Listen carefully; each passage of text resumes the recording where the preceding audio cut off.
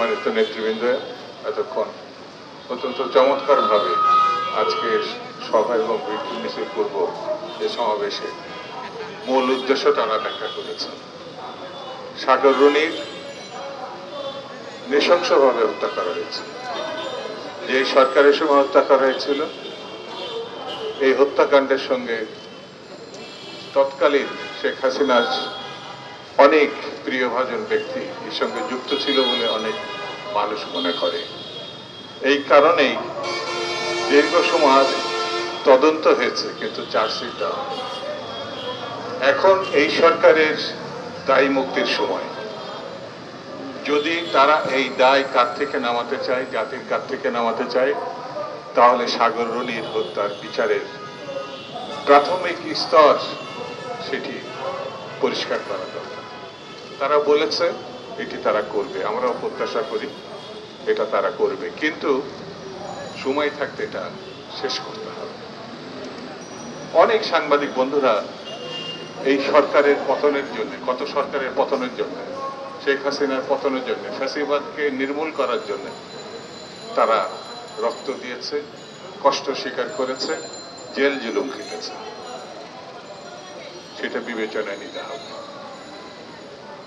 ছাত্র জনতা যে আহ্বান রাস্তায় নেমেছিল, সেখানে পেশাজীবী হিসাবে গুরুত্বপূর্ণ দুটি দিক, জীবনকে উৎসর্গ করা এবং তার সপক্ষে লেখা, তারা এই দায়িত্ব পালন করেছে। সাংবাদিকরা জাতির বিবেক, সেই বিবেককে যদি মুক্ত না করা হয়, অর্থাৎ কালাকানুন যদি বাতিল করা না হয়, তাহলে দেশের কি পরিস্থিতি এটি তুলে ধরা কঠিন। এই সরকারের কাছে সাংবাদিক বন্ধুরা যে দাবি জানিয়েছে, আমি আমার দলের পক্ষ থেকে, আমার নিজের পক্ষ থেকে এটি সমর্থন করছি। বন্ধুরা, সঠিক সময়ে সঠিক সিদ্ধান্ত নেওয়াটা খুব গুরুত্বপূর্ণ। এখন ঐক্যবদ্ধ থাকা খুব জরুরি।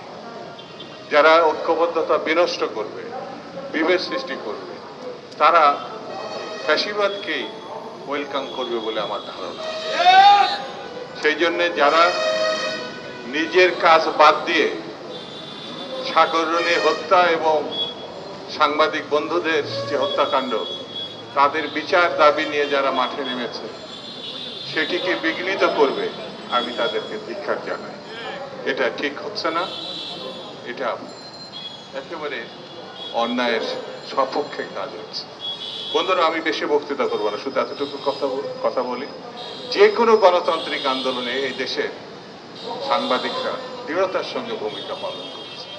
আজকেও তারা কিন্তু রাস্তায় নেমে এসেছে শুধু তাদের বিষয় নিয়ে, জাতির যাতে আগামী দিনে দায় মুক্তির, অর্থাৎ হত্যাকাণ্ড, নির্মমতা, যেটা মীমাংসার জন্য তারা একটা দাবিনামাও পেশ করেছে জাতির সামনে, সরকারের কাছে, সেটাও মেনে নেওয়া উচিত। এটা যদি মানা না হয় তাহলে এটা ভুল হবে। বন্ধুরা, আমাদেরকে ঐক্যবদ্ধ থাকা খুবই জরুরি এখন।